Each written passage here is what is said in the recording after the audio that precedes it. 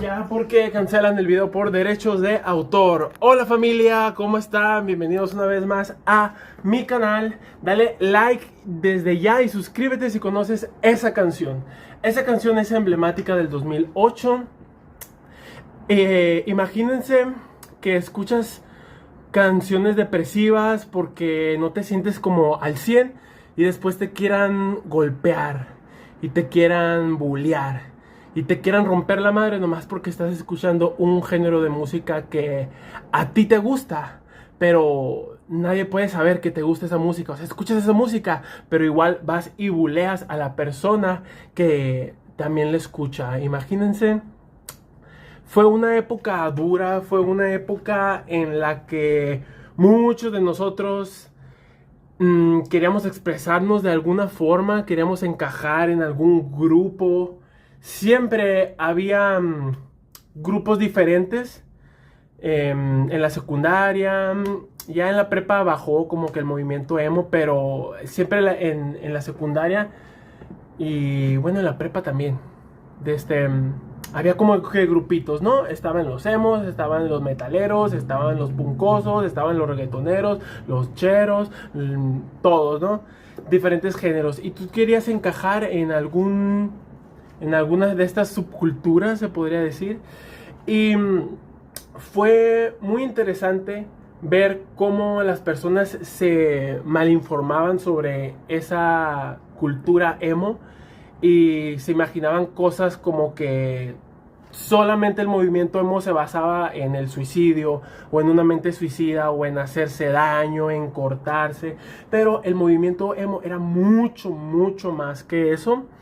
Eso era como un estereotipo, pero vamos a hablar de todo eso. Y pues como están viendo en el título del video, la estrella de este video es este librito, Emos vs Punks, de Jacobo Wong.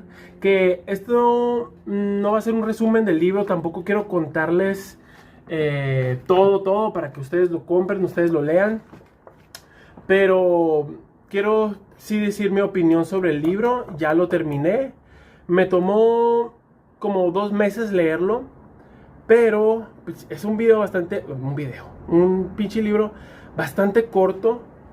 Son 200 páginas, poquito más de 200, no es cierto, son 184 páginas, dice aquí. Pero yo lo estuve leyendo antes de dormirme, leía a veces una página o 2 páginas antes de dormirme. A veces sí leía todo un capítulo completo, pero me entretuvo mucho, la verdad. Me entretuvo mucho antes de dormirme, leía un poquito, me daba sueño y dejaba el libro ahí. No es como que lo estuve desde principio a fin queriéndomelo acabar, así que lo estuve disfrutando mucho. Incluso pues es un libro muy, muy portátil, está chiquito. Me lo llegué a llevar al trabajo como una semana o como menos de una semana, tal vez 4 o 5 días. Y de esos 4 o 5 días que me lo llevé, como una vez nada más lo leí. Entonces dije, ay, lo voy a dejar ahí en la casa. También lo usaba cuando entraba al baño. En vez de llevarme el celular, me ponía a leer un poquito. Y eso me ayudaba a salir más rápido del baño, porque muchas veces pues vas al baño y te entretienes en el teléfono y tú estás viendo memes mientras que tu cola está esperando que la limpies, ¿verdad? Entonces mejor ya no me llevaba el teléfono, me llevaba el libro. Y lo primero que quiero comentar de este libro es que para mí está muy bien hecho. En general está muy bien hecho. Es un libro que antes de cada capítulo te pone una canción que te pone como en el ambiente, en el mood para leer ese capítulo y seguir leyendo. Esa es una recomendación que les voy a hacer. Si compran el libro, si leen el libro, escuchen la canción que les está recomendando antes de seguir leyendo más del libro. O sea, lee la canción. Bueno, sí, puedes leer la letra de la canción, porque leyendo la letra de la canción también puedes hallarle mucho sentido al capítulo. Por eso digo que está muy bien hecho, porque tiene esa parte de tú escuchar una canción y después irte al libro. Te ayuda literalmente a transportarte al 2008, a la época en la que esta guerra entre los emos y los punks se hizo. Y por eso fue que me gustó tanto el libro. Si no anduviste como que siendo emo, siendo rockero, siendo puncoso durante aquella época, tal vez no te llame tanto la atención. Pero si definitivamente te gustaba la música, te identificabas un poco con esos géneros. ¡Ey! Se me olvidó acomodarme el copete que ameritaba este video. Pero sí, si tú eres medio de los que usaba el fleco así, que como pueden ver, las cosas no han cambiado mucho desde el 2018. Las personas que éramos emos, seguimos siendo emos de corazón. Y si tú te acuerdas de esa época, si te gustaba el movimiento emo y todo eso, definitivamente este libro te va a gustar mucho, te va a entretener. Se supone que es un libro de comedia. Para mí, la verdad, no me dio tanta risa. Yo diría que es mucho más el entretenimiento que te da. Y hay como 2, 3 chistes que me dieron risa. Yo soy una persona que consume bastante comedia. Creo que es muy difícil de ejecutar a la comedia. No cualquiera hace reír. Y veo stand-ups y veo comedia en general. Alex Fernández es uno que me gusta mucho. Veía a Franco Escamilla desde antes de que fuera la marca de Franco Escamilla. Y hacía stand-up. Y pues, ¿quién no se acuerda de Adal Ramones haciendo los monólogos y todo eso? Entonces, me gusta ver comedia. Entonces hay varias cosas que esto está planteado como un chiste y es como que... ya, sigue leyendo la historia. Porque tiene una historia muy buena y al principio, el personaje principal que se llama Dante, yo creí que era Jacobo Wong, pero ese no era Jacobo. Si leen el libro van a saber qué personaje era Jacobo, pero no era Dante. Al final es como que va suponiendo lo que va a pasar, pero no, yo no creo que sea tan predecible, la verdad. Yo estaba atrapado por el libro, quise ir junto con la historia, no queriendo adivinar qué era lo que iba a pasar. Entonces, estoy viendo que aquí rellené algunas cosas que me parecieron como interesantes, que me dieron risa. Por ejemplo, les voy a leer esta que está aquí. Dice: las llamadas costaban $1 el minuto. O sea, acuérdense de esa época donde costaba $1 el minuto. Es cierto, era como que parecía muy poco, o 50 centavos parecía muy poco. Pero bueno, voy a seguir leyendo. Dice: las llamadas costaban $1 el minuto y nadie tenía ese tipo de dinero. O sea, al final parecía poco dinero, pero era un lujo tener $1 para hacer una pinche llamada, o 50 centavos por un mensaje. Dice: un mensaje de texto valía 50 centavos. Así que cada palabra debía medirse con precisión quirúrgica. Acuérdate cuando mandabas un mensaje y decías: ¿qué pedo con KP2? Y decías: ¿por qué? Con una XK. Y tratabas de acortar y acortar y acortar los mensajes a tal punto de que decía: no sé ni qué chingón me está queriendo decir mi primo, mi tía, quien sea que te mandara el mensaje. Lo acortábamos tanto porque no sé cuántos caracteres era un mensaje, tal vez 50. Y después del 51 te decía: ya son 2 mensajes. Entonces, a la madre. Entonces tenías que borrar y volver a formular todo lo que querías decir, a cortarlo. Era una época muy chistosa, que pareciera que era poco dinero, pero esa es una de las cosas de las que me dio gracia. Que tú dirías 50 centavos el minuto, pero nadie tenía esa cantidad de dinero millonaria. Entonces, hace muchas referencias a cosas que pasaban en el 2008. Menciona el Axe de chocolate. Las canciones y las bandas que menciona, de verdad, creo que Jacobo las seleccionó muy, muy bien. La persona que escribió este libro tuvo que haber sido emo, porque sabía muchas cosas de la cultura emo. Se siente que está hecho por una persona que sabía qué pedo en esa época. Las canciones, las bandas. Tienen algunas canciones de The Used, que pues The Used es como que una de las portadas del disco de The Used es este librito con esos colores. Y tiene unas canciones obviamente pues de banda que no podía faltar, de Allison, de División Minúscula, de Sex Pistols.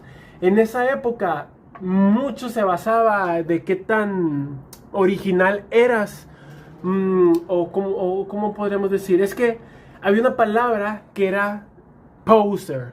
Las personas que nunca hayan escuchado la palabra poser eran simplemente las personas que usaban el movimiento emo como una moda, pero que era como que no eras un emo original, pero al fin y al cabo era una moda que todos portaban, pero tú tenías que informarte en cuanto a la música, el movimiento, la estética, pues para no ser un poser o un wannabe.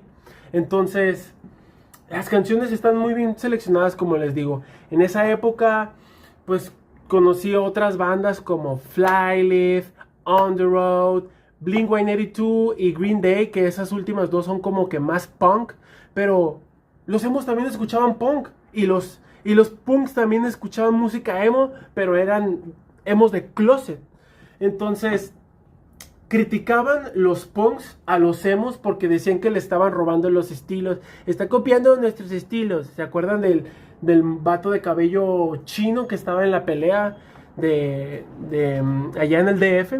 Entonces decían, están copiando los estilos, pero la verdad es que todo está basado en el rock. Los emos estaban basados en el rock, los punk estaban basados en el rock. Entonces, ¿ustedes creen que sería justo que los rockeros hubieran agarrado a chingazos a los punks nomás porque estaban escuchando su música o estaban usando su estética, que al final se modificó algunas cosas y se añadían o quitaban cosas para crear una subcultura más original, pero todo estaba basado en el rock? Entonces va un punk y ve a un emo y le dice, no, me estás copiando porque yo soy el chingón, el original, te voy a agarrar putazos.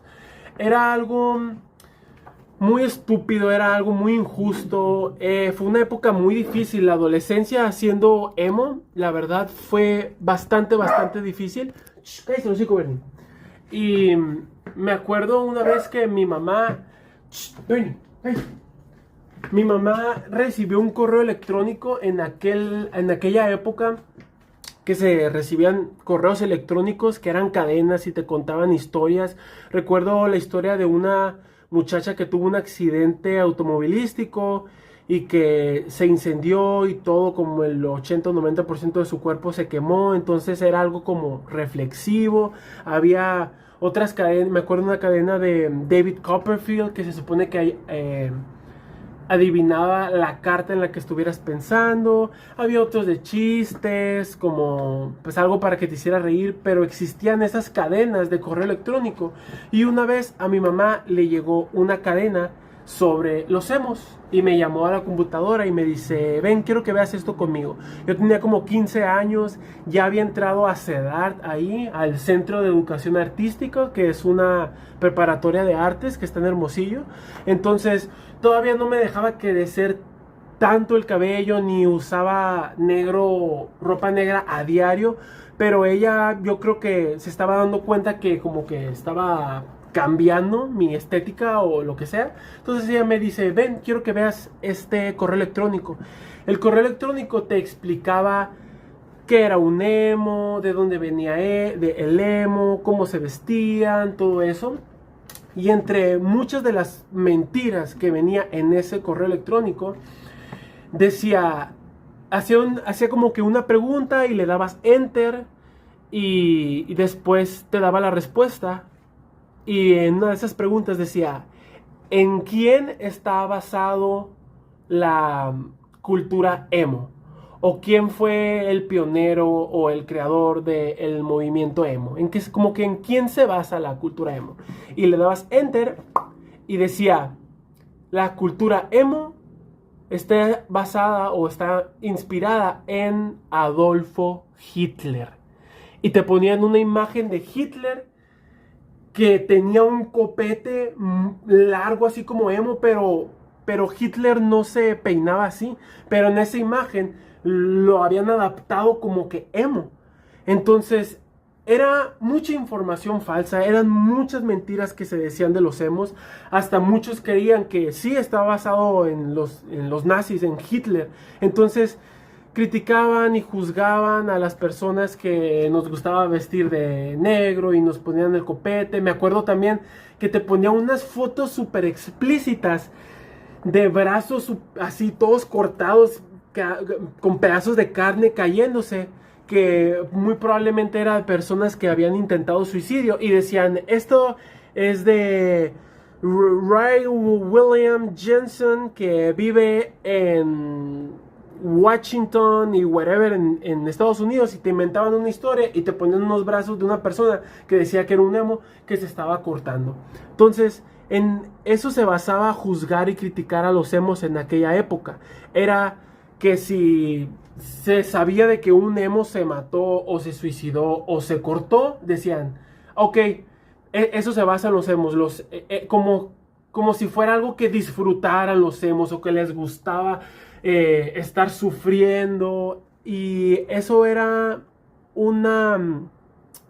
algo que dañó mucho a esa generación. Yo creo que nos dañó mucho porque yo nunca me corté por placer, a pesar de que tú me veías y tú decías, no, pues este güey es un emo. Yo nunca me corté, pero sí me sentía depresivo, me sentía que nadie me entendía, y que ahora que ya crecí y ya maduré, me doy cuenta que sí, realmente no me entendían. Muchos de nosotros estábamos lidiando con nuestra orientación sexual, estábamos lidiando con querer encajar en un grupo, de sentirnos aceptados, de sentirnos queridos, de sentir que éramos parte de un círculo, de una comunidad, pero no era de que yo estaba disfrutando de estar pensando en hacerme daño.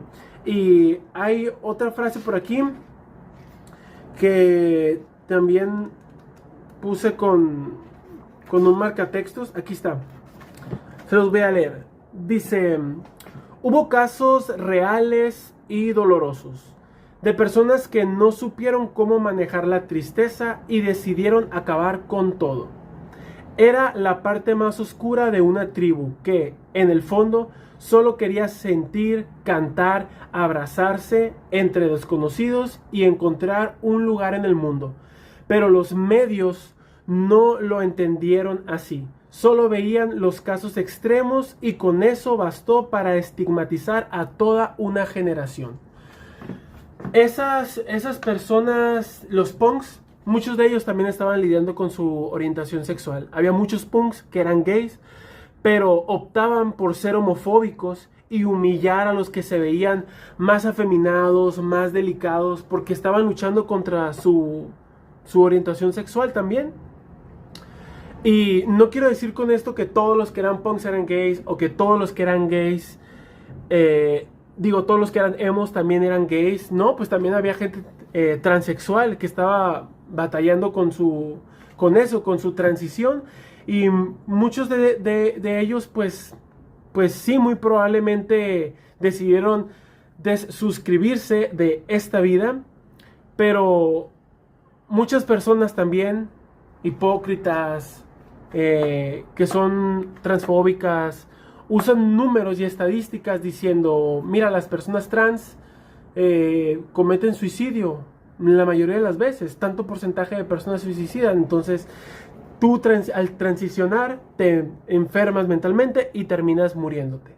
Pero la verdad es que las personas trans han sufrido tanta discriminación por una vida tan heteronormada, que les han dicho, todo lo que tú eres está mal, como te sientes está mal, si te quieres expresar de esta forma, vestir de esta forma, eso está mal. Y han sufrido tanta transfobia que es muy difícil a veces seguir adelante. Pero si tú eres una persona trans, amigo, amiga trans, busca ayuda, por favor. Recuerda que tu terapia es muy importante. Todos necesitamos terapia. Y pues hay personas ignorantes, estúpidas, que dicen, pues yo no estoy loco, no voy a tomar terapia. Pero te invito a que reflexiones y que pienses bien, porque todas las personas necesitamos terapia. Entonces, a lo que voy con esto es que solo veían como que una cara de la moneda diciendo, ay, son depresivos, son suicidas, son malas personas. Pero la verdad es que no era así. No era así. Hasta la fecha del día de hoy les puedo decir que me sigue gustando ese tipo de música. Mi estética cambió un poco, la verdad. Están las marcas de mis piercings. Ok, uno. Y aquí hay uno, son como marcas de guerra, el de la ceja, el de la lengua. No, pues no se ve, pero la lengua también me la perforé. Y les puedo decir que no me arrepiento de nada, de haber vivido toda esa época tan chila, tan bonita. Y el libro, este libro te lleva completamente a esa época. Para mí, yo pagué $8. Para mí, el precio, lo que fue, lo que me entretuvo, todo el tiempo que me hizo no tener mi celular, eso también lo agradezco, porque antes de dormirme siempre estaba como que haciendo scrolling a lo pendejo así nomás. Opté por leer el libro, es bien fácil de digerir, es una historia muy entretenida, entonces yo le puse 5 estrellas de 5. La verdad, no tiene precio que con esta historia te lleve a esa época y de verdad te deje una buena moraleja. También sale Chumel Torres en este libro, se supone. Pero pues ni al caso, ni voy a mencionar a Chumel, me caga. Bueno, pues yo creo que eso ya es todo. Probablemente me hicieron falta cosas que decir porque esa época, emo, pues de verdad le tengo mucho cariño. Tengo mucho cariño a las personas que conocí en esa época, que eran como que puncosos o emos o darketos o lo que sea, pero éramos personas que disfrutábamos muchísimo la música, música de verdad, guitarra eléctrica, batería, instrumentos. Ya para ese entonces pues sonaba el reggaetón y muchos dicen, ay, es que el reggaetón ahorita puro sexo y misoginia. El reggaetón ha sido lo que ha sido desde siempre, desde Noche de Sexo, desde Sexy Robótica, desde todas las canciones. Era los emos y los rockeros y los puncosos decíamos, eso es una mierda, eso no es música, eso es autotune, eso es una computadora con autotune y diciendo estupideces. En la música emo, el rock, el punk es lo que mueve el mundo y éramos muy apasionados, íbamos a los toquines y pues bueno, vamos a cortar este video, ya 20 minutitos es suficiente. Recomendado, 5 estrellas de 5. Escuchen las canciones de este libro, el video te atrapa, te entretiene y me gustó mucho. Voy a hacer algo muy especial con este video, se lo voy a regalar a una persona, de las personas que me comenten aquí que les haya gustado, que hayan sido emos o que hayan sido algo parecido basado en el rock, porque si no, probablemente no te llame mucho la atención porque tiene muchos chistes locales, tiene curas locales, tienen cosas que mientras vas leyendo, o sea, los dibujos, tiene dibujitos, a mí me gusta leer con dibujos, la neta, o sea, tiene todas esas cosas. A ver, les voy a leer otro que encontré aquí subrayado. Dice, como cuando te quemas con una quesadilla que acabas de sacar del comal y te alejas porque sabes que seguir ahí solo dolerá más. Está haciendo referencia a que como que el amor duele. Había una frase que me acuerdo que decía el emo cosquillas, que era el elmo cosquillas, que le hacías cosquillas y decía, me duele, para, estoy triste. Entonces lo que decía el emo cosquillas, decía, si la vida es justa, ¿por qué las rosas tienen espinas? Como hace como una metáfora de entre el amor, que es como una flor, pero la tocas y te duele o te corta. Pero ve esta metáfora, la metáfora que está haciendo pinche Gakko, no mames. O sea, como cuando te quemas con una quesadilla que acabas de sacar del comal y te alejas, porque sabes que seguir ahí solo te dolerá más. Es una pendejada, pero algunas cosas sí me dieron risa, pero al final es un entretenimiento sano. Si te hace dejar tu celular en esta época que la neta estamos demasiado distraídos con el teléfono, sentimos ansiedad si no tenemos el teléfono en la mano, yo agradezco que este libro me haya ayudado a despegarme de mi celular y se lo voy a regalar a alguna persona de las que comente aquí. De alguna forma les voy a hacer llegar este libro. Yo me comprometo a que si quieren leer este libro, yo se los voy a regalar porque ya lo terminé de leer y también me gustaría que alguien más lo leyera, por eso lo voy a donar con mucho cariño, porque le tuve un cariño a este librito, pero se lo voy a regalar a alguien que me comente aquí. Así que comenta, suscríbete, también tienes que estar suscrito, no mames, dale like y todas esas cosas que ustedes ya se las saben, ¿ok? Muchísimas gracias por haberse quedado en este video, les mando un abrazo y nos vemos en la próxima. Bye.